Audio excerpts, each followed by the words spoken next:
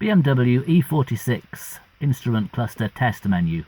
To access this test menu, we need to turn the ignition to the on position without starting the engine. And then we need to press and hold this left hand button here until the display indicates the word test. When it does indicate the word test, we're going to release the button, and then we're going to do short presses of this button until it displays the option number 19. This is needed to unlock the test menu. So let's go ahead and do that first of all. So we're going to push this button and hold it in until we see the word test, and then we're going to release and press short presses until we see option 19.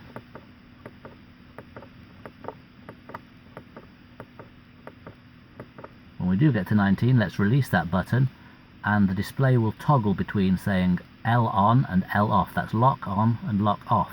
We want to do another short press of this left hand button when it's displaying the word L off. So L on, L off, press and release. And now we can do rapid presses of here to select different functions. For example, I think the number 6, you see when you stop pressing it, it goes from saying 6 point to 6.0. So when we have a decimal place after the main number, like for example 6.0 now, these are kind of sub-functions within test number 6. And short presses will cycle through the different sub-functions. So for example, that's 6.0. If we do a short press, we'll see 6.1, which is another function. What all these functions are, I'll list underneath afterwards. So 6.1, 6.2 is another option, 6.3. If we want to go out of the menu 6 and go to another main menu function, we have to press and hold, and you'll see the decimal point disappears, and we can go to option 7, for example, and now we see 7.0. So short presses will take us through the sub functions within the main function number 7. So long press to lose the decimal point and choose another option, and then short presses to choose the sub functions within that menu.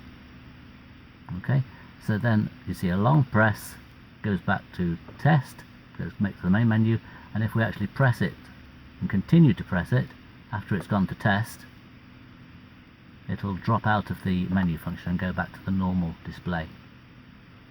Actually, options number 1 and 2 don't need to be unlocked, and 2 is a useful function. It allows you to test all of the gauges and LEDs. So let's go to the test menu without unlocking. By the way, you have to unlock this every time apart from options 1 and 2. But if we go to option 2 and 2.0, then we press this button, it'll test all of the gauges and LEDs.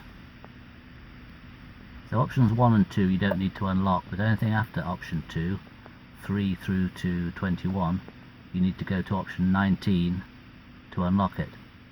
And after a few seconds that will drop back out again into the main menu. Or maybe it won't. If it doesn't, then press and hold that until the word test disappears and it goes back to the normal menu.